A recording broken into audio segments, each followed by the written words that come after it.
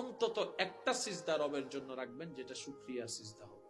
কোনো কিচ্ছু লাগবে না, তাই নামাজটা পারলে বিছাবেন, ডাইরেক্ট আল্লাহু আকবার সিজদায় চলে যাবেন। আল্লাহ জিজ্ঞেস করবে, কিরে বান্দা, বেটাইমে সিজদা কি ব্যাপার, কিছু লাগবে? আপনি বলবেন, রব কিচ্ছু লাগবে না, কারণ তুমি আমি না চাওয়ার চাইতে বেশি দান করেছো। আমি অতটুক পাওয়ার যোগ্য নই যতটুক তুমি আমাকে দান করে ধন্য করেছো। আল্লাহ, ওই নিয়ামতের শুকরিয়া যে করতে পারি নাই, আমি লজ্জিত।